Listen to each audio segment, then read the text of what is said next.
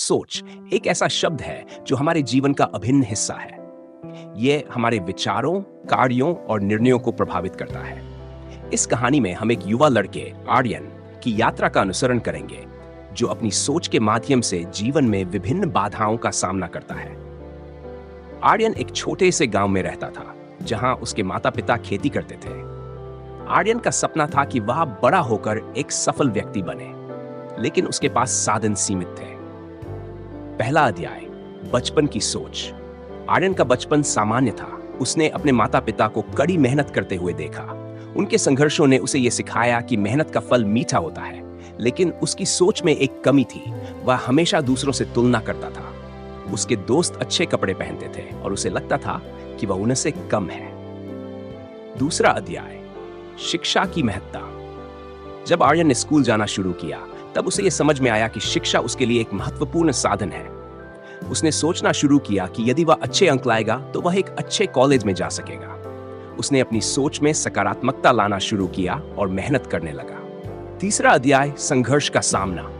जैसे जैसे समय बीतता गया, आर्यन को कई चुनौतियों का सामना करना पड़ा। उसके माता पिता की फसलें खराब हो गई और आर्थिक स्थिति बिगड़ने लगी, लेकिन आर्यन ने हार नहीं मानी। उसने अपनी सोच को बदला और अपने छोटे छोटे कामों से पैसे कमाने की कोशिश की। चौथा अध्याय, सफलता की ओर बढ़ना। आर्यन ने एक छोटे व्यवसाय की शुरुआत की। उसके पास सीमित संसाधन थे, लेकिन उसकी सोच ने उसे आगे बढ़ने में मदद की। उसने अपने दोस्तों के साथ मिलकर एक ऑनलाइन ट्यूशन सेवा शुरू की। उसकी मेहनत और सकारात्मक सोच ने उसे सफलता दिलाई। पांचवा अध्याय, नई सोच का जन्म। आर्यन ने देखा कि गांव में और भी बच्चे हैं जो पढ़ाई में कमजोर हैं। उसने निर्णय लिया कि वह उनकी मदद करेगा। उसने एक शिक्षण केंद्र खोला, जहां वह बच्चों को मुफ्त में पढ़ाने लगा। उसकी सोच अब दूसरों की भलाई की ओर बढ़ गई थी। छठा अध्याय, सोच का परिवर्तन।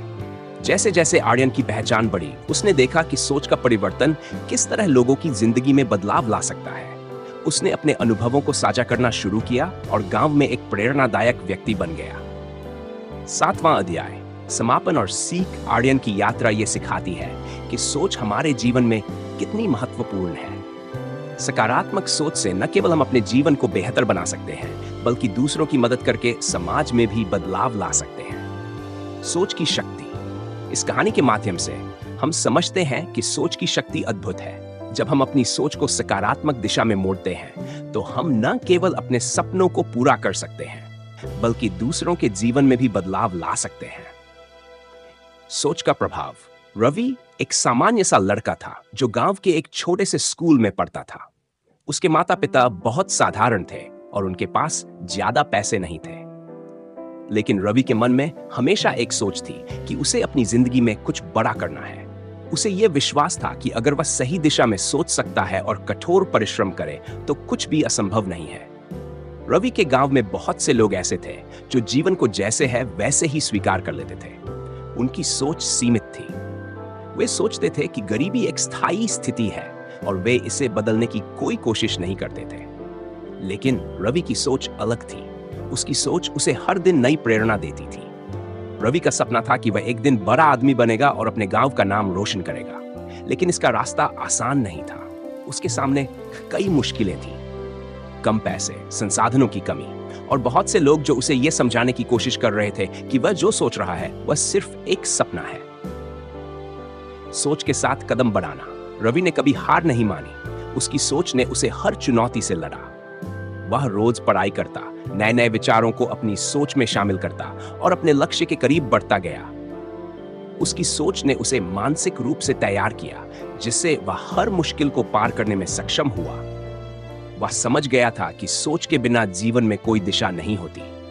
उसकी सोच ने ही उसे उस रास्ते पर चलने की प्रेरणा दी, जहां पर सफलता उसका इंतजार कर रही थी। वह जानता था कि किसी भी लक्ष्य को पाने के लिए सिर्फ मेहनत ही नहीं, बल्कि सही सोच भी जरूरी है।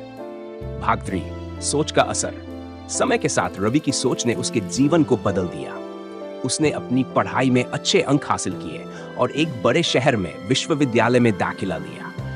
वहां भी उसकी सोच ने उसे दूसरों से अलग किया। वह हमेशा कुछ नया सीखने की कोशिश करता और अपने लक्ष्य के प्रति समर्पित रहता। रवि का मानना था कि सोच ही वह शक्ति है जो किसी भी इंसान को असंभव से संभव बना देती है। वह जानता था कि अगर सोच सही दिशा में हो तो इंसान किसी भी मुश्किल को पार कर सकता है। अंतिम शब्द। यह कहानी हमें यह सिखाती है कि हमारी सोच हमारी जिंदगी को बदल सकती है। अगर हमारी सोच सकारात्मक और उद्देश्यपूर्ण हो तो हमें किसी भी परिस्थिति में हार नहीं माननी चाहिए। सही सोच और कठोर परिश्रम से हम किसी भी लक्ष्य को हासिल कर सकते हैं। बुद्ध और कड़वाहट का बोझ। एक बार गौतम बुद्ध अपने शिष्यों के साथ यात्रा कर रहे थे। रास्ते में उन्हें एक गांव मिला जहां लोग बुद्ध को पसंद नहीं करते थे। गांव के लोगों ने बुद्ध और उनके शिष्यों का अपमान किया, उन्हें भला बुरा कहा और उन पर पत्थर फेंकने की धमकी दी। बुद्ध ने उन सभी गालियों और अपमानों को चुपचाप सुना, न कोई गुस्सा दिखाया और नहीं कोई प्रतिक्रिया दी। शिष्य इस व्यवहार से हैरान थे। उन्होंने बुद्ध से पूछा, भगवान, आपने कुछ भी क्यों नहीं कहा? वे लोग आपका इतना अपमान कर रहे थे और आपने उन्हें कोई उत्तर नहीं दिया। बुद्ध ने मुस्कुराते हुए उत्तर दिया, अगर कोई व्यक्ति आपको एक उपहार देता है और आप उसे स्वीकार नहीं करते तो उपहार किसके पास रहता है? शिष्य ने जवाब दिया, वह उपहार उसी व्यक्ति के पास रहता है जिसने उसे दिया। बुद्ध ने कहा, ठीक वैसे ही जब लोग हमें अपमान देते हैं और हम उसे स्वीकार नहीं करते तो वह अपमान उन्हीं के पास वापस चला जाता है। हम अपने मन में उस कड़वाहट का बोझ क्यों लें जिसे हमने स्वीकार ही नहीं किया? बुद्ध का यह उत्तर उनके शिष्यों के लिए एक गहरा सबक था। उन्होंने समझा कि दूसरों के नकारात्मक शब्द या कार्य हमारे ऊपर केवल तभी प्रभाव डालते हैं जब हम उन्हें अपने भीतर जगह देते हैं। हमारे पास यह शक्ति होती है कि हम कैसे प्रतिक्रिया देते हैं और किन चीजों को अपने मन में जगह देते हैं। इस कहानी से शिक्षा मिलती है कि हमें नकारात्मकता और गुस्से का जवाब कड़वाहट से नहीं देना चाहिए। बुद्ध का जीवन और उनकी शिक्षाएं हमें यह सिखाती हैं कि कैसे हम अपने मन को शांत और संतुलित, चाहे परिस्थितियां कैसी भी हों। यह कहानी प्राचीन भारत के एक गांव में रहने वाले एक किसान और बुद्ध के बीच की है। यह किसान जीवन की समस्याओं में, संघर्षों और दुखों से परेशान रहता है। उसे अपने काम में दिन रात मेहनत करनी पड़ती है, लेकिन जीवन में उसे शांति या संतोष नहीं मिलता। एक दिन जब वह अपने खेतों में काम कर रहा होता है, तभी गांव में यह खबर आती है कि बुद्ध गांव में प्रवास कर रहे हैं। किसान बुद्ध से मिलने का फैसला करता है और उनके पास जाकर अपने मन की समस्याओं को उनके सामने रखता है। बुद्ध उसे अपने मन की प्रकृति को समझाने की कोशिश करते हैं और बताते हैं कि असली समस्या बाहरी दुनिया में नहीं, बल्कि हमारे मन में होती है। वे किसान को ध्यान, संयम और दया के रास्ते पर चलने का सुझाव देते हैं। धीरे धीरे किसान बुद्ध के उपदेशों को अपने जीवन में उतारने लगता है और उसके भीतर एक गहरा परिवर्तन आता है। यह कहानी इस परिवर्तन की यात्रा, किसान के आंतरिक संघर्ष और उसे शांति प्राप्त करने की प्रक्रिया को विस्तार से दिखाती है। प्रारंभिक कहानी। अध्याय 1, किसान का जीवन। रवि एक साधारण किसान था जो अपने खेतों में दिन रात मेहनत करता था। उसकी आंखों के नीचे गहरे काले घेरे और माथे पर चिंता की लकीरें ये बताती थी कि उसकी जिंदगी सरल नहीं थी। सूखा, बारिश और फसल की अनिश्चितताएं उसके जीवन के अभिन्न हिस्से बन गए थे। रवि का घर गांव के किनारे था, जहां से उसके खेत साफ दिखाई देते थे। हर सुबह सूरज की पहली किरणों के साथ वह उठता और खेत की ओर बढ़ जाता। रवि का एक ही सपना था, अपने परिवार को सुखी और संपन्न देखना। लेकिन उसकी मेहनत के बावजूद उसकी जिंदगी में कोई स्थिरता नहीं थी। कभी फसल अच्छी होती तो कभी पूरी फसल बर्बाद हो जाती। यह अनिश्चितता उसके मन को निरंतर चिंता और तनाव से भर देती थी। उसकी पत्नी सुमन उसका बहुत ख्याल रखती थी, लेकिन रवि को कभी मन की शांति नहीं मिलती थी। एक दिन जब रवि खेत में हल चला रहा था, तब गांव में यह खबर फैली कि बुद्ध गांव में प्रवास करने वाले हैं। बुद्ध के बारे में सुनते ही गांव के सभी लोग उत्साहित हो गए। रवि ने पहले कभी बुद्ध को नहीं देखा था, लेकिन उसने उनके बारे में कई कहानियां सुनी थी। कहा जाता था कि बुद्ध ने जीवन के सत्य को समझा और उन्होंने एक ऐसा मार्ग दिखाया जो दुखों से मुक्ति दिला सकता है।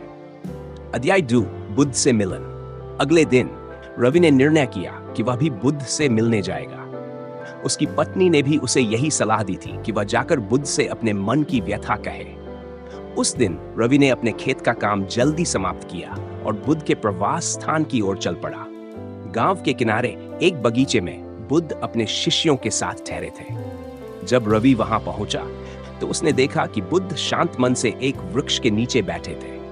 उनके आसपास लोग बैठे थे और ध्यान में मग्न थे। रवि ने अपने भीतर एक अजीब सी शांति महसूस की, जैसे कि उस स्थान पर आकर उसके मन के बोझ हल्के हो गए हों। रवि ने बुद्ध के पास जाकर उनसे कहा, महात्मन, मैं एक साधारण किसान हूं। मैं दिन रात मेहनत करता हूं, लेकिन मुझे अपने जीवन में कभी संतोष या शांति नहीं मिलती। मेरा मन हमेशा चिंता और दुख से भरा रहता है। आप मुझे कोई उपाय बताइए जिससे मैं अपने मन को शांत कर सकूं। बुद्ध ने उसकी बात ध्यान से सुनी और कुछ पल के लिए मौन रहे। फिर उन्होंने कहा, रवि, तुम्हारे प्रश्न का उत्तर तुम्हारे ही भीतर है, लेकिन सबसे पहले तुम्हें यह समझना होगा कि हमारे दुखों की जड़ हमारे मन में है। जब तक तुम अपने मन को नहीं समझोगे, तब तक बाहरी दुनिया में शांति नहीं पा सकोगे। अध्याय 3, मन की प्रकृति। बुद्ध ने किसान से कहा, हमारा मन एक अजीब प्रवृत्ति रखता है। ये लगातार इधर उधर दौड़ता रहता है। ये कभी अतीत की चिंताओं में खो जाता है तो कभी भविष्य की कल्पनाओं में। ये एक पल भी शांत नहीं बैठता। तुम्हें इसे समझना होगा, इसे नियंत्रित करना होगा। किसान ने पूछा, लेकिन मैं अपने मन को कैसे नियंत्रित कर सकता हूं? मैं तो बस एक साधारण आदमी हूं। बुद्ध मुस्कुराए और बोले, मन को नियंत्रित करने के लिए ध्यान सबसे प्रभावी उपाय है। ध्यान तुम्हें सिखाएगा कि कैसे अपने विचारों को शांत किया जाए, कैसे अपने भीतर की शांति को पाया जाए। इसके बाद बुद्ध ने किसान को ध्यान की विधि सिखाई और कहा, आरंभ में यह कठिन लगेगा, लेकिन धीरे धीरे तुम्हारा मन शांत होने लगेगा।